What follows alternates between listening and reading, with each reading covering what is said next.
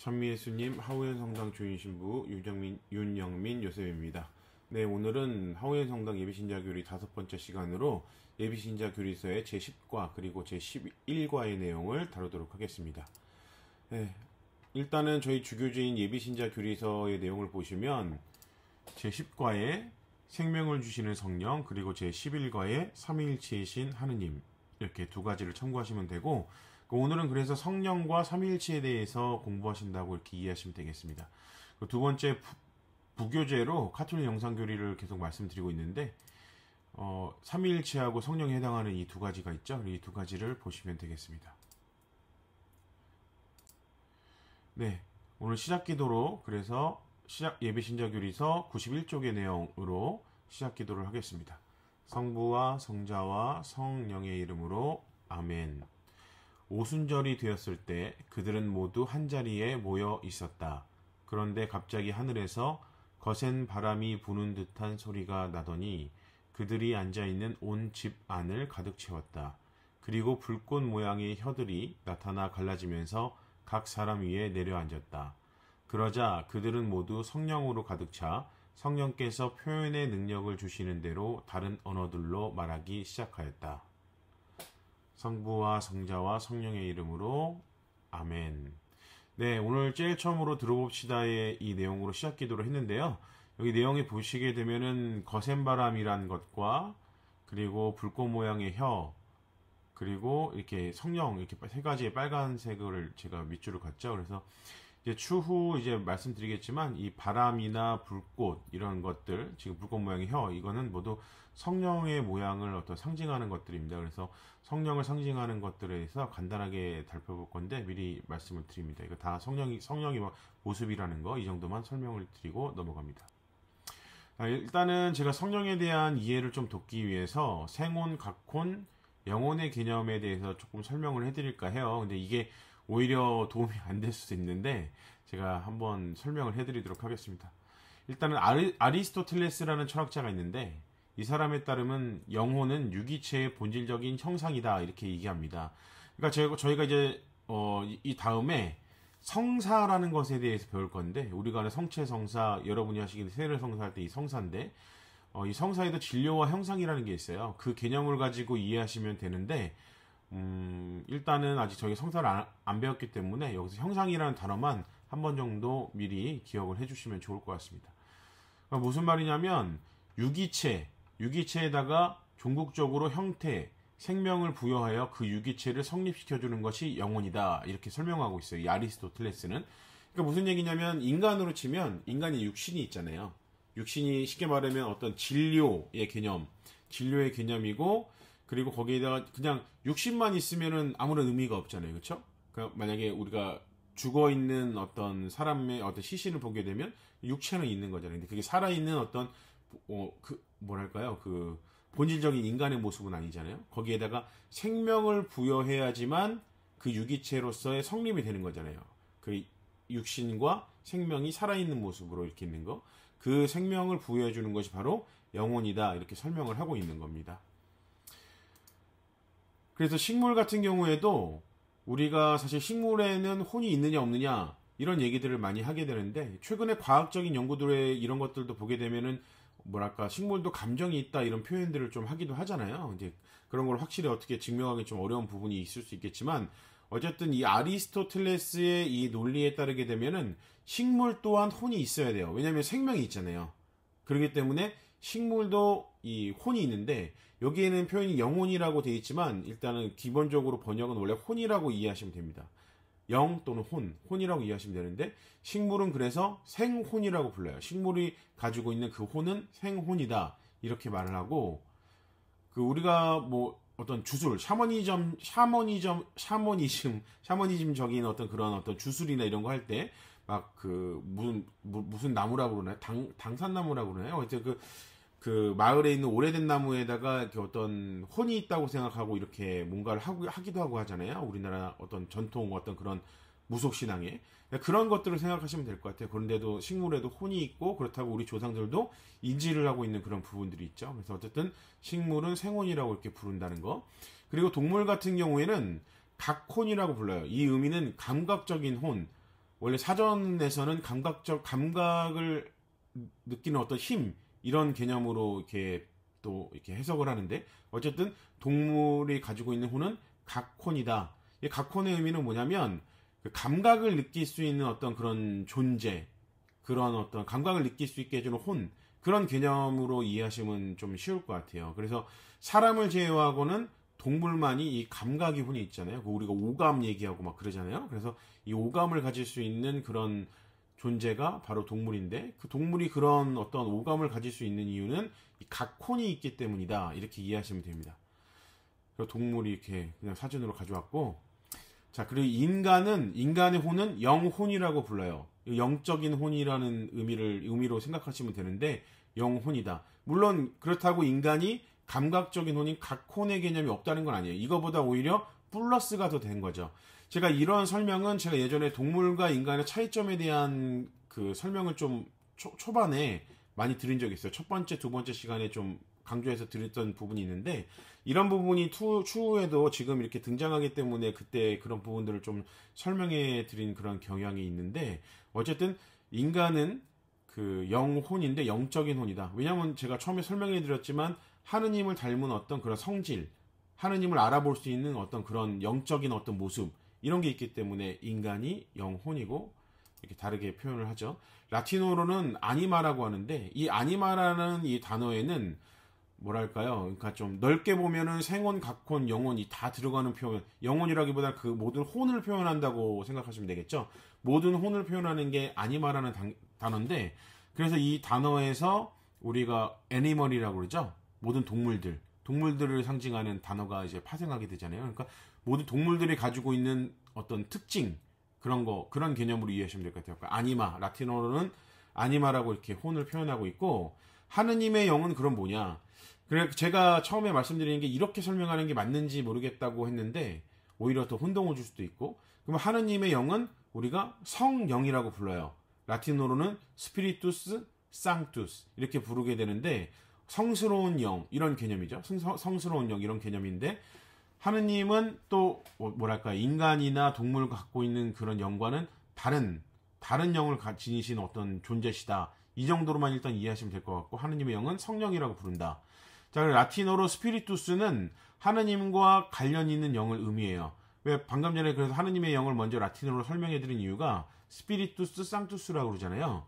그럼 여기서 말하는 이 스피리투스가 우리 인간의 영혼을 상징할 때 스피리투스라고도 이렇게 표현하게 되거든요. 그러니까 전체적인 혼은 아니마지만 인간의 영혼만 말할 때 스피리투스를 말하기도 하는데 더 정확히 말하면 이 스피리투스는 하느님과 관련되어 있는 영을 말해요. 그러니까 하느님과 어떤 연결되는 어떤 그런 것들 그 정도로만 좀 이해하시면 되겠죠. 그러니까는 성령도 스피리투스 상투스 하느님의 영 이렇게 하느님과 관련된 영 하느님의 영 이렇게 이해하시면 되겠죠. 그리고 맨 오른쪽의 그림에 보시게 되면은 이 그림이 정확히 창세기에서 말하는 그 인간에게 숨을 불어넣으시는 그 장면인지 모르겠는데 성부가 인간을 이렇게 빚어서 만드신 다음에 숨을 불어넣으셔서 인간이 생명을 갖춘 어떤 하나의 유기체 오늘날의 우리 인간의 존재가 탄생한다고 이렇게 그 성경은 전하고 있잖아요. 그때 하느님의 숨이 들어가게 되죠. 자, 그래서 우리가 사실 성령을 표현하는 여러 가지 어떤 모습이나 그런 상징 중에서 이 숨이 있어요. 생명을 불어넣는 그런 역할들. 그거를 우리가 하느님의 영, 그러니까 하느님의 영, 숨이 우리 인간에게 들어옴으로 인해서 우리 인간의 존재가 완성되게 되는 거죠. 그 의미를 이해하시면 되겠습니다. 그렇기 때문에 인간의 영은 스피리투스다. 왜냐하면 하느님이 다른 동물이나 다른 식물에는 이렇게 숨을 불어넣어서 생명을 창조하시진 않거든요. 그래서 그 점을 이해하시면 될 것이고 제가 처음에 설명해드린 것처럼 인간과 동물의 차이점이 사실 여기에서 발생하는 부분이 있다. 이렇게 이해하시면 되겠습니다. 자, 그래서 성령은 가장 쉽게 표현하자면 하느님의 영이다. 이렇게 표현을 하는 건데 일단은 하느님의 영이 아니고서는 아무도 하느님의 생각을 깨닫지 못합니다. 제가 계속 강조해서 말씀드리지만 우리 인간이 하느님의 존재를 인식할 수 있고 이런 거는 쉽게 말해서 우리가 하느님의 숨을 받았기 때문에 성령을 받았기 때문에 그렇다고 이해하시면 될 것 같아요. 그래서 하느님의 영이 아니면은 하느님의 생각, 하느님의 존재 이런 것을 인지할 수 없는데 우리는 하느님의 어떤 그 성령을 받음으로 인해서 하느님의 존재라든지 생각에 대해서 이렇게 하는 거죠. 하느님을 계시해 주시는 성령께서는 하느님의 살아계신 말씀이신 그리스도를 우리에게 알려주시지만 자신에 대해서는 말씀하지 않습니다. 그러니까 성령이 그러면 성령이 정확히 그러면 또 무슨 역할을 하냐?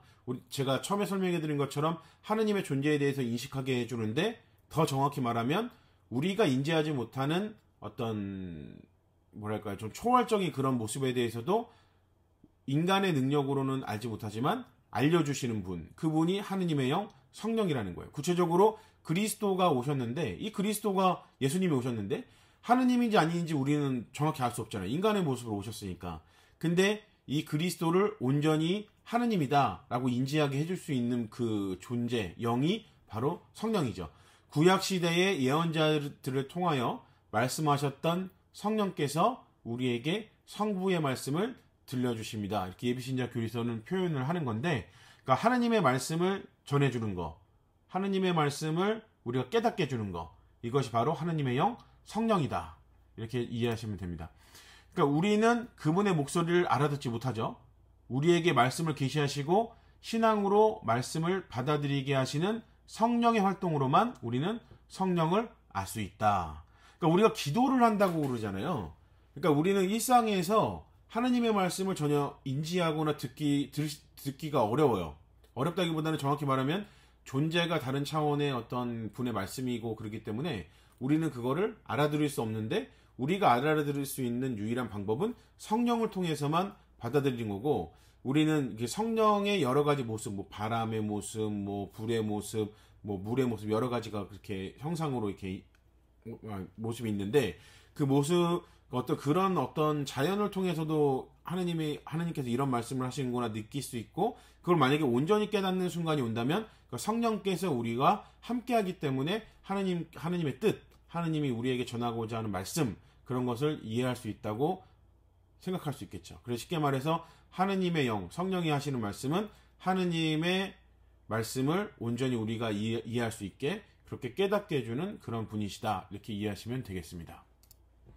그래서 방금 전에 제가 설명해 드렸지만 우리는 그리스도를 온전히 알아볼 수 없고 하느님의 말씀도 정확히 무슨 말씀인지 이해하지 못하는데 오로지 성령을 통해서만 이게 하느님의 뜻이라는 걸 이해할 수 있어요. 그러니까 성령을 통해서 계시들이 이루어지죠. 그래서 진리의 영이라고 표현하기도 합니다. 가장 성령을 표현하는 게 첫 번째로는 하느님의 영이고 두 번째로는 진리의 영이에요. 그래서 그 예배신자 교리서에 있는 성령강림에 대한 얘기를 제가 가져왔는데, 자, 예수님께서 돌아가셨어요. 십자가에 못 박혀서 돌아가셨어요. 그러고 나서 제자들이 한 자리에 이렇게 모여 있어요. 모여 있다가 이제 그 제자들이 예수님께서 부활하신 사건을 체험하게 되거든요. 빈 무덤을 발견하고 부활하신 예수님을 만나요. 그럼 부활하신 예수님을 우리가 목격을 했고 만났으면 우리가 상식적으로는 이 부활하신 부활하신 승천하시는 모습을 봤으니까 그러면 저분이 바로 우리가 믿었던 그 예수님이 하느님이셨구나, 참 하느님이실 거라 생각하고 하느님을 전하기 위해서 뛰쳐나갔겠죠. 그랬을 거라고 생각을 하잖아요. 근데 성경에서는 부활하신 예수님의 모습을 보고 나서도 사도들은 여전히 뭐랄까요, 숨어 있다고 표현해야 될까? 그렇게 아직 복음 선포를 하지 않는 상태로 그렇게 모여 있단 말이에요. 그런데 성령을 받고 난 이 성령 강림을 체험하고 나서야 제자들은 비로소 예수님을 전하는 복음을 전하는 그 사도가 되게 됩니다. 여기에서 성령을 받은 제자들은 그때야 비로소 예수님께서 명령하신 대로 땅 끝에 이르기까지 주님의 죽음과 부활을 선포하기 시작하였다. 이렇게 부활하신 모습을 체험하고도 온전히 인간은 내가 지금 무엇을 해야 되는지, 저 부활하신 예수님이 진정 어떤 존재인지에 대한 완벽한 인식, 이런 걸 못하지만 그런 어떤 우리가 진리를 만약에 깨달았다고 하더라도 용기가 없다든지 그런 모습을 통해서 진리를 정하지 못하고 하느님을 전하지 못할 수 있는데, 그때 내가 무엇을 해야 되고 하느님이 정말 어떤 분이시고 그때 그것이 정말 하느님께서 승천하신 것이고 이런 거를 온전히 파악하게 해주는 영, 그 진리를 깨닫게 해주는 영, 그것이 바로 성령이라고 하는 거죠.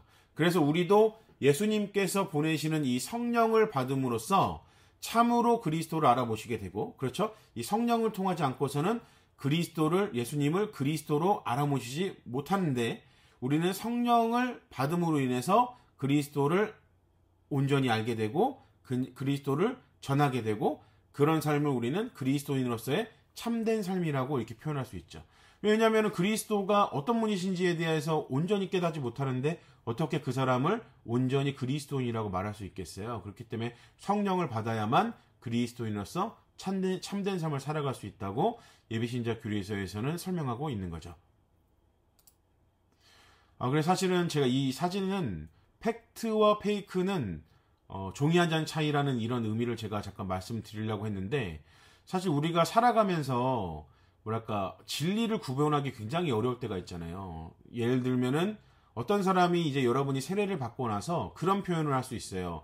여러분이 뭔가 양보를 하지 않거나 그랬을 때 너는 사랑을 실천하라고 그렇게 배운 천주교 신자라고 하면서 왜 사랑을 실천하지 않아? 왜 나한테 양보를 하지 않아? 이렇게 표현할 수 있잖아요. 근데 사실 그 말은 사람을 속이는 말이죠. 이게 마치 어떤 진리인 것처럼 사실인 것처럼 이렇게 말하지만, 그건 쉽게 말해서 사랑에 대한 이야기를 하고 있는 게 아니라 본인의 욕심에 대한 얘기를 하는 거잖아요. 그러니까는 십계명에도 남의 재물을 탐하지 마라, 이 얘기를 사실 어떻게 보면 하는 건데, 그거를 인간들은 교묘하게 사랑을 말하는 것처럼 그렇게 말할 수 있단 말이에요. 지금도 이제 대선 상황이고 그렇기 때문에 여러 가지 정치적으로 여러 가지 진실과 거짓이 난무하고 이런 상황을 하지만, 인간은 온전히 이런 것, 진실과 거짓을 온전하게 판단할 수가 없어요. 왜냐하면 온전한 진실이라는 건, 온전한 진리라는 건 오직 성령만이 우리에게 전해주시는 것이기 때문에 그렇죠. 그래서 이 사실 진실과 거짓은 한 끗 차이인데, 이런 것을 파악하게 해주는 영이 바로 성령이라는 것을 말씀드리기 위해서 제가 잠깐 이 사진을 가져왔습니다. 성령에 힘입지 않고서는 아무도 예수님은 주님이시다 할 수 없습니다 라고 코린토 1서에서는 이렇게 표현하고 있죠. 자, 성령은 제가 처음에도 잠깐 그 불혈의 모습으로 나타나신 그 성경 구절도 말씀을 드렸고, 하지만 성령은 다양한 모습으로 우리에게 나타날 수 있는데, 그래서 성령을 나타나는 다양한 상징들이 있어요. 일단은 예비신자 교리서의 일부분을 보게 되면은 하느님의 영을 숨, 얼, 바람으로 표현하고 있다. 구약 성경에서. 하느님의 영이라고도 할 수 있고, 그거는 성령 자체가 하느님이기 때문에 하느님의 현존이라고도 할 수 있어요. 하느님의 현존이나 하느님의 영을 숨, 얼, 바람으로 이렇게 표현하고 있다. 성경에서, 구약에서는. 그리고 여기 중요한 거는 사실은 이 숨, 얼, 바람을 통해서 생명력을 불어넣는 것도, 제가 아까 처음에 설명을 해드렸지만 인간을 창조할 때 그것도 성령의 역할이고, 하느님의 영, 하느님의 숨이 불어넣어지면 생기 있고 활기차며 역동적인 생명력을 얻게 된다. 그러니까는 방금 전에 설명해드린 것처럼 제자들도 막 생명력이 마치 없는 어떤 역동적이지 않은 그런 모습으로 숨어있고 그러지만 진리를 깨닫고 어떤 신앙인으로서의 생명력을 얻게 되고 이러면서 복음을 선포하게 되는 그런 어떤 모습을 보이게 되는 거죠. 그래서 성경에서는 여러 가지 상징으로 성령을 나타내는데, 대표적인 것들, 그러니까 예비신자 교리서에서 다루고 있는 정도만 제가 몇 가지 가져왔어요.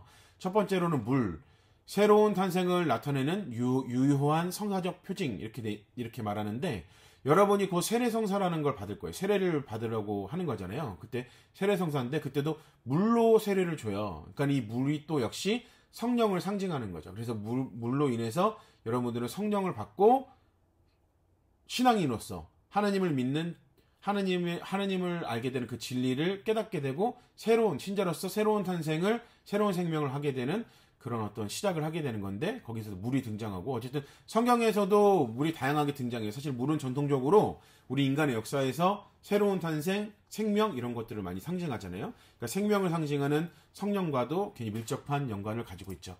그리고 불, 방금 전에 그 성경 구절에서 읽었던 성경 구절에 볼 수 있듯이 불혈의 모습으로 이제 사도들에게 나타나잖아요. 근데 그런 것처럼 변화시키는 성령의 힘을 상징한다.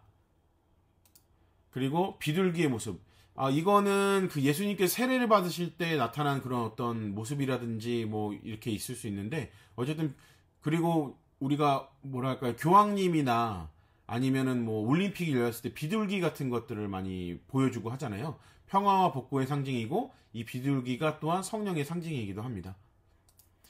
또 바람, 여기에는 이미 말씀을 드렸으니까 기름 부음, 우리가 견진성사라는 걸 사실 하고, 견진성사뿐만 아니라 다른 성사들에도 병자성사라든지 이런 때 기름 부음을 받는데, 제가 이 기름 부음은 전시가 예수님을 설명할 때 잠깐 설명을 해드린 적이 있죠. 구약에서는 하느님의 사람을 이렇게 의미할 때 기름 부음 받으니, 이렇게 뭐랄까 왕이나 어떤 그런 거 선포한다고 해야 되나 할 때 기름 부음 받는 예식을 한다고 그랬죠. 그래서 성령과 기름 부음은 동의어로 사용되기도 한다. 왜냐하면 그게 바로 하느님의 사람을 의미하고 하느님의 어떤 힘을 가진 사람을 의미하기 때문에 그렇죠. 우리 여러분도 그래서 세례 때도 이 기름 부음을 받게 될 거고, 나중에 혹시 바로 이제 견진 성사를 하게 되면 견진 때도 이렇게 기름 부음을 받아서 이렇게 성령을 받게 되는 그런 의미로 사용됩니다. 이거는 카톨릭 영상교리에 있는 것을 제가 부분을 이렇게 잘라왔는데요. 사실 이 저작권 문제 때문에 제가 그 카톨릭 영상교리에 있는 것들은 웬만하면 가져오지 않지만, 이건 어차피 자른 거라 그런 건 상관없지만, 그 성령을 그럼 우리가 받게 되면은 어떤 은사를 받고 어떤 열매를 맺게 되는지에 대한 내용이 또 카톨릭 교리에 있어요.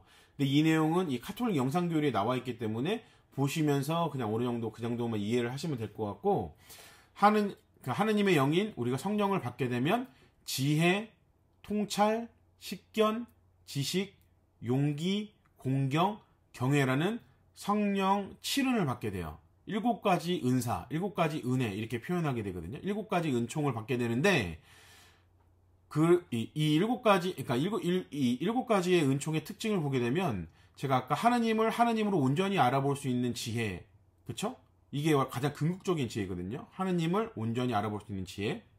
그리고 통찰, 식견, 지식, 이런 것들도 다 어떤 그런 비슷한 범주 내에서 이해할 수 있겠죠. 그리고 용기 같은 경우에는 아까 사도들의 모습을 보면 되겠죠. 이제 하느님의 모습을 온전히 깨닫고 나서 하느님을 온전히 알았으면 이제 내가 뭐 순교자들을 생각하고, 그러면 죽음을 내가 극복하고라도 이 하느님을 전하겠다. 그런 어떤 용기에 도달할 수 있겠죠. 그런 은사를 받게 되고, 공경과 경외, 하느님에 대한 공경과 경외가 생기게 되는 거죠. 이게 근본적으로 하느님을 중심으로 하는 이야기들입니다. 그래서 이런 7가지 은사를 받게 되면 어떤 열매를 맺게 되느냐, 이렇게 이해하면 되는데, 사랑, 기쁨, 호의, 평화, 인내, 선의, 성실, 온유, 절제, 이 9가지 열매를 맺게 된다. 그래서 성령 7은과 성령의 9가지 열매, 이렇게 표현하는 건데, 이건 역시 마찬가지입니다. 그러니까 하느님이 어떤 분이신지 이해할 수 있게 되는 지혜를 얻게 되면 하느님의 사랑을 우리가 인지할 수 있겠죠. 하느님은 사랑이신 분이라는 것을 깨달을 수 있겠죠. 그리고 그런 사랑 안에 머무르게 되면 우리가 기쁠 수밖에 없는 거고, 평화로울 수밖에 없는 거고, 인내로울 수밖에 없는 거고, 호의를 가질 수밖에 없는 거고, 선의를 가질 수밖에 없죠. 그렇죠? 그런 사람들이 성실하지 않을 수 없고, 특별히 이 성실은 하느님에 대한 성실을 의미하게 되는 건데, 모든 것들은 하느님 중심이죠. 여기 지금 제가 표현하는 것들은. 그런 사람이 온유하지 않을 수 없고 절제하지 않을 수 없죠. 사실은 어떻게 보면 그래서 성령 7은은 하나예요. 그리고 성령의 9가지 열매도 사실은 하나를 말하는 겁니다. 이 하나를 말하는 건 결국 하느님을 말하는 거죠. 그래서 왼쪽에 여기 카톨릭 교리 영상에도 하느님께 가까이 가도록 도와준다고 이렇게 표현을 하잖아요. 사실은 이 성령 7은의 궁극적인 은사는 하느님께 가까이 가도록, 하느님과 일치하게 해주는 은사이고, 그리고 열매가 되는 거죠. 이 정도로만 이해하시면 되겠습니다. 자, 그래서 성령에 대해서 제가 아주 간단하게 했는데, 정리해보면 성령께서는 우리를 거룩하게 하시고 우리에게 신앙의 활력을 주시어, 그쵸? 제가 생명력을 불어넣어 주시고 깨닫게 하느님과 일치하게 해주고, 그쵸? 우리가 다른 이들의 구원을 위하여 열정적으로 헌신할 수 있게 해주십니다. 우리가 그렇게 깨달았기 때문에 나아갈 수 있게 해주시는 분이죠. 우리는 성령의 도움으로 참된 그리스도인이 될 수 있고, 참된 자유와 해방의 삶을 살아갈 수 있으며, 어떤 세속의 어떤 이 거짓들, 제가 아까 진실과 거짓이 사실 한 끗 차이라고 했잖아요. 그런 거짓들에서 해방된 삶을 살 수 있고 세상에 나아가 그리스도의 복음을 전파하고 실천해 보일 수 있는 힘과 용기와 지혜를 얻습니다. 이렇게 간단하게 정리를 예비신자교리에서는 하고 있습니다. 그래서 그 다음으로는 바로 이제 삼위일체로 넘어갈 건데요. 제가 성령도 사실은 원래 교리에서 말하는 것보다 그리고 예비신자 교리서보다 굉장히 간단하게 제가 설명을 해드렸잖아요. 근데 이거보다 더 예비신자 교리 때 많은 것을 하게 되면은 사실 기억이 안 나죠. 저도 항상 그렇지만 그래도 이해할 수 있는 이 정도는 이해해야겠다라는 부분만 제가 좀 설명을 해드린 건데 삼위일체 같은 경우에는 그렇게 정리해드리기가 매우 어려워요. 그거는 삼위일체는 인간의 이성으로 온전히 파악할 수 없는 신비이기 때문에 그렇습니다. 그런데 제가 이 삼위일체 교리에 대해서 또 아예 설명을 해드리지 않을 수는 없는 게 우리 카톨릭 교회는 그동안 이 삼위일체에 대해서 인간이 이해할 수 있게 많은 어떤 노력을 해왔어요.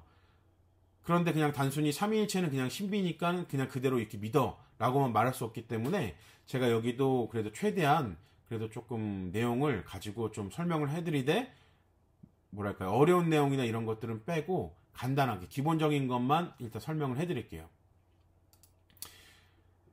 지금까지 우리는 하느님에 대해, 성부 하느님에 대해서 배웠고 그리스도 예수님에 대해서 배웠고 성령에 대해서 배웠죠. 그러면 그 세 분이 각각 다른 하느님이냐, 다른 분이냐, 여기에 대해서는 이미 제가 다른 과를 할 때 언급을 해드린 적이 있죠. 근데 그 예비신자 교리에서의 내용을 보면 그렇다고 우리는 세 분의 하느님을 믿는 것이 아닙니다. 우리는 오직 한 분이신 하느님, 성부와 성자와 성령을 믿습니다. 이렇게 말하고 있는 거죠. 다른 모습으로 이렇게 우리에게 다가오시지만 한 분이신 하느님을 우리는 믿는 거다. 그것을 우리는 쉽게 삼위일체 하느님이라고 말하는 겁니다.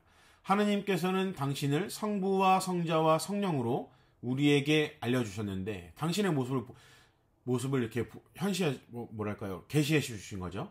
성부와 성자와 성령께서는 한 분 하느님이십니다. 이것이 삼위일체 교리입니다. 이렇게 간단하게 삼위일체 교리는 정리할 수 있고 사실은 예비신자 분들은 이 정도만 일단 이해하셔도 무방한다고 저는 판단하고 있습니다.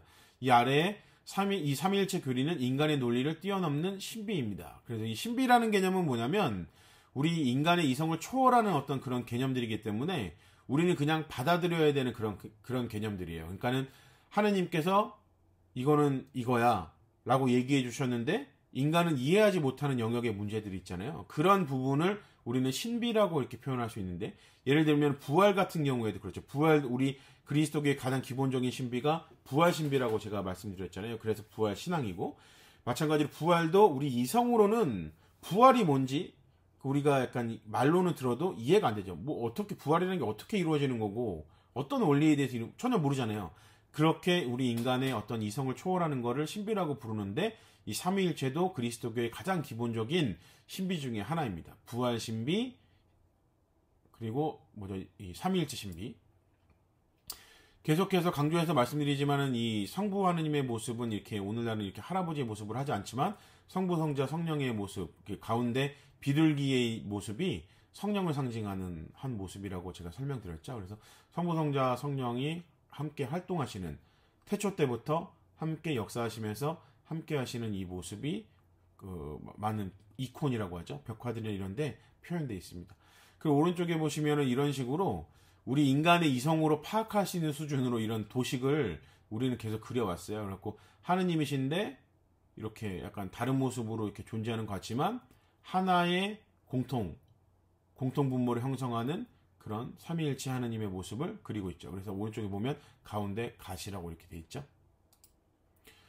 정리해 보게 되면은 일단은 제가 예비신자 교리서에 있는 내용은 이 정도로만 할 거고 제가 추가적으로 몇 가지를 좀 말씀드리긴 할 건데 어쨌든 정리해 봅시다를 읽어 볼게요. 하느님께서는 한 분이시지만 삼위일체로 한 분이시다. 삼위일체는 한 분 하느님께서 서로 구분되시면서 완전히 동등하신 삼위이시며 친밀한 사랑으로 일치를 이루고 계심을 말합니다. 삼위는 성부와 성자와 성령이십니다. 그러므로 우리의 신앙생활은 반드시 삼위께서 이루시는 친교와 일치에 참여하면서 동시에 우리도 서로 친교를 이루어야 합니다. 자, 우리가 이 삼위일체를 말할 때 이 친교에 대한 얘기를 항상 하게 돼요. 그러니까 약간 다른 모습으로 존재해서 다른 존재인 것 같지만 하나의 몸을 형성하는 거. 그러니까 우리 교회도 여러분이 세례를 받게 되면 각각 다른 사람으로 존재하잖아요. 그러나 하나의 교회란 말이에요. 하나의 하느님의 백성이고 그것을 우리는 친교라고 말하거든요. 우리가 이렇게 친교를 이루어야 되는 그 가장 근본에는 이 삼위일체 친교, 하나 되는 삼위일체의 모습이 있다. 이렇게 이해하시면 됩니다. 우리가 기도를 바칠 때에도 성령 안에서 성자를 통해서 하느님 아버지께 바치는 것입니다. 어떤 특별히 예를 들어서 우리가 예수님에 대한 기도를 한다고 그것이 단순히 그냥 성부 하느님에 대한 기도만 되는 게 아니고 성령에 대한 어떤 그런 거는 배제하는 게 아니라 하느님은 한 분이시기 때문에 성부든 성자든 성령에 대해서 기도를 하게 되면 사실 삼위일체 하느님에게 바친다는 것을 기본적으로 인식을 해야 돼요. 기도만이 아니라 우리 구원의 길 역시 성령 안에서 성자를 통하여 성부께 이르는 것입니다. 우리가 구원받는 것도 예수님 혼자서 그렇게 하시는 그런 개념이 아니고 예수님이라는 존재가 따로 있어서 예수님이라는 모습으로 우리는 만약에 우리가 더 하느님을 이해하기 쉬웠다면 그 예수님을 통해서 우리는 성부와 성자와 성령의 삼위일체 한 분이 우리를 구원으로 이끌어주시는 그분께서 끌어주셔서 우리는 그 구원의 길에 이르게 된다. 이렇게 이해하시면 되겠죠.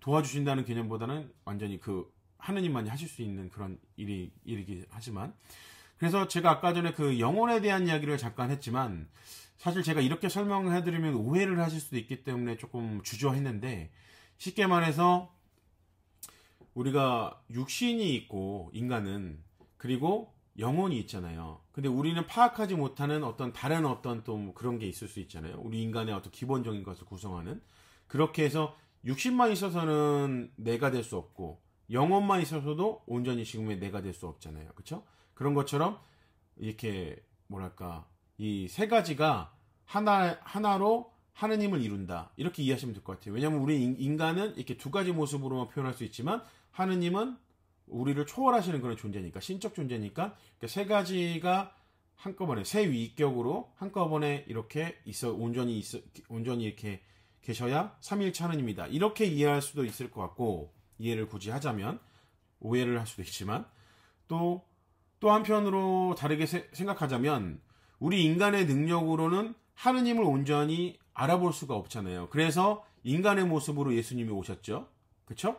그리고 성령 다양한 모습으로 또 우리 곁에 존재하시잖아요. 아까 말씀드린 것처럼 물의 모습, 바람의 모습, 불의 모습, 비둘기의 모습으로 우리 인간 곁에 이렇게 나타나시잖아요. 그리고 우리 인간의 가장 뭐랄까 우리 그 그리스도교뿐만 아니라 다른 종교적으로도 성부 하느님의 개념, 어떤 뭐 부처님이나 옥황상제의 개념처럼 그런 어떤 절대자의 모습을 또 우리 인간은 어느 정도 인지를 할 수 있잖아요. 그런 모습으로서의 하느님의 모습. 그러니까 인간이 인지할 수 있는 그런 모습들로 나타나신 그런 모습들, 이 모습들을 삼위일체 하느님 안에서 또한 발견할 수 있는 거죠. 그러니까 모르겠어요. 이제 이 이상 더 설명하게 되면 오히려 혼동할 수 있기 때문에 제가 이 정도로만 설명을 해드리고 제가 아까 전에 예배신자 교리서에서 앞부분에 설명해 드렸던 부분이 있죠. 그 부분 정도만 이해하시면 예배신자 교리서 수준에서는 괜찮을 것 같습니다. 이거 이상 이해하게 되면 오히려 힘드시니까요.